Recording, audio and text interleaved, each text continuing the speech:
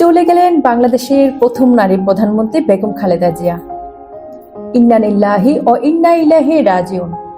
বাংলাদেশের রাজনীতির এক শক্তিশালী অধ্যায়ের পরিসমাপ্তি ঘটেছে। মঙ্গলবার 30 ডিসেম্বর সকাল 6টায় রাজধানীর এবারকেয়ার হাসপাতালে চিকিৎসাধীন অবস্থায় ইন্তেকাল করেছেন বিএনপির চেয়ারপারসন ও সাবেক প্রধানমন্ত্রী বেগম খালেদা জিয়া। 1946 সালের 15 আগস্ট দিনাজপুরে জন্ম নেওয়া খালেদা জিয়া 1960 সালে শহীদ রাষ্ট্রপতি জিয়াউর রহমানের সঙ্গে বিবাহ বন্ধনে আবদ্ধ হন। পরবর্তীতে তিনি ফার্স্ট লেডি হিসেবে সামাজিক ও রাষ্ট্রীয় কর্মকাণ্ডে সক্রিয় ভূমিকা রাখেন। 1981 সালে জিয়াউর রহমানের শাহাদাতের পর রাজনীতিতে সক্রিয় হন তিনি।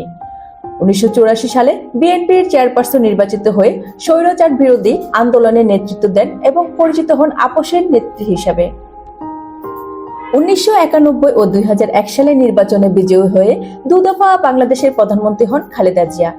তার নেতৃত্বে পুনঃপ্রতিষ্ঠিত হয় সংসদীয় গণতন্ত্র, শিক্ষা সংস্কার ও নারীদের শিক্ষা বিস্তারে আসে গুরুত্বপূর্ণ অগ্রগতি। আন্তর্জাতিক স্বীকৃতি পাওয়া এই নেত্রী 2018 সালে কারাবন্দী হন। পরবর্তীতে 2024 সালে সব মামলায় খালাস পান তিনি। দীর্ঘদিন নানা জটিল রোগে ভুগে গত 23 নভেম্বর হাসপাতালে ভর্তি হন খালেদা জিয়া। 1 মাসের বেশি সময় ধরে চিকিৎসাধীন থাকার পর তিনি শেষ নিঃশ্বাস ত্যাগ করেন। বিএনপির সূত্র জানায়, মানিক মিয়া এভিনিউতে তার জানাজা অনুষ্ঠিত হতে পারে এবং রাজধানীর শেরেবাংলা নগরে জিয়া উদ্যানে স্বামী জিয়াউর রহমানের কবরের পাশে দাফন করা হতে পারে তাকে। দেশনেত্রী আপোষহীন এই নামগুলো ইতিহাসে চিরকাল স্মরণীয় হয়ে থাকবে। 80 বছর বয়সে প্রিয় দেশবাসীকে বিদায় জানালেন বেগম খালেদা জিয়া। বাংলাদেশের রাজনীতিতে শেষ হলো এক গুরুত্বপূর্ণ অধ্যায়।